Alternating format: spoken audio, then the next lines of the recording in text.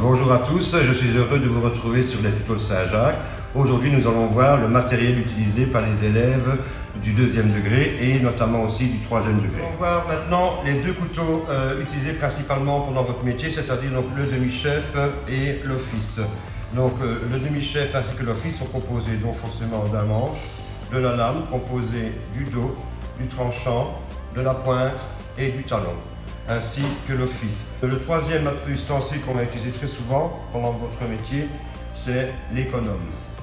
Ensuite, la palette métallique sert généralement à retourner des pièces et ainsi que les fourchettes à deux dents, retourner ou piquer certaines pièces. Ici, un matériel assez particulier qui s'appelle la cuillère à pomme parisienne. Un petit exemple sert à faire des boules dans les légumes ou dans les fruits, simplement pour donner un aspect décoratif. Ensuite, le prochain, donc le canneleur, qui sert aussi pour l'aspect décoratif d'un légume, tout simplement, faire des petites lignes. Pour conclure, le matériel destiné au 2e degré, vous avez deux types de douilles différentes. La douille cannelée, donc avec des pointes, et la douille unie. À signaler aussi qu'il y a différents formats.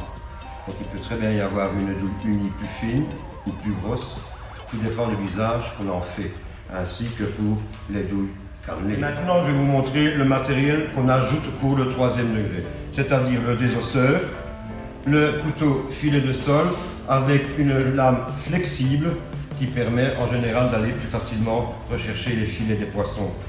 Le couteau chef qui est destiné aussi à casser des os ou à trancher les grosses pièces de viande ou de volaille.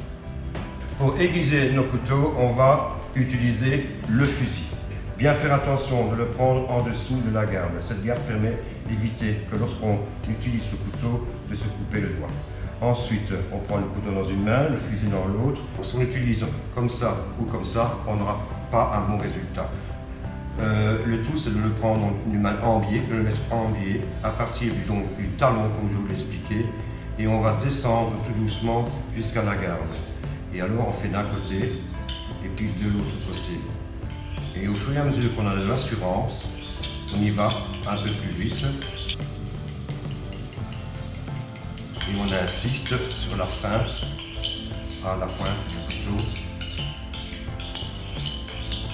Et on fait la même chose avec le demi-chef. On part.